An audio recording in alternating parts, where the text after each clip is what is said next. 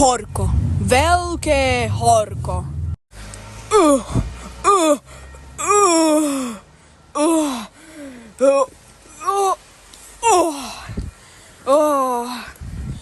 Hej ty, srabe, pojď si to vyzvednout, mně se tady nechce čekat, pojď, lebo mě porazí. Konečně dorazila ta pošta, já to nevydržím.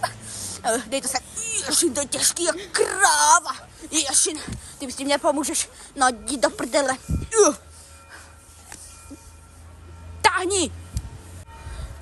No, musím si na chvíli odpočinout. Já jsem si nesundal tu bundu. Konečně. Lednice úplně nová. Já tak žážím, já tak zážím.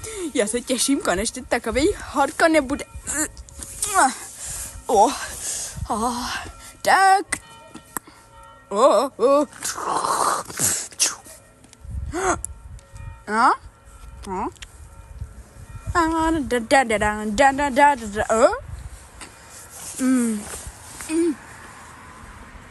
Je tady horko, moc horko.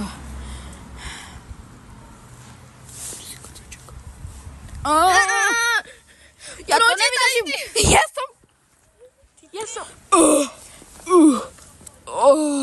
Já to nezvládnu. Tady je tak velký horko. Ne, Pando, co se ti dělej? Krtečku dělej, je mu velmi velké horko. Ne. No, já nevím, co se stalo. Proč jsi nesundal tu bundu? No, proč si to nesundal? Ne, to není dobří. Malo by to být jinak. Já nevím, Lišák dostal chladnici. What? Čo? Idem preč, tam za ním. Tahle je naše lednice, je dobrá. Děkuju, dejte mi to. Hele, ona nehřeje, co to jako je?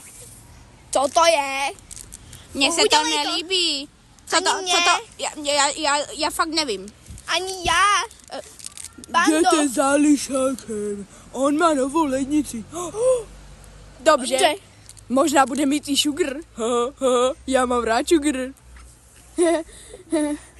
Bando, dobře, my jdeme za Lišákem, pojď. Krtečku. A já ti zase udělám petrželnovou pastu. Je to sračka, ale dobré. Má. Dobré, děkuji. No, čerešně si pozbírám. No. Podáš? Podám. Pomoc. Ne. Pomoc. Tohle se mi líbí, to je asi sračka. No, nevím. No. Uděláme džusík. Nom. Fuj, ten je kyselý. Ješin. Tak, tady jsou naše pasty. Nevyzerá to moc vábně. Ukáž mi to tvoje. Je to opravdu dobré. Děkuji. Ta tvoje bašta bude jistě hnusná, ale i tak. Pado, tady máš naše sračky.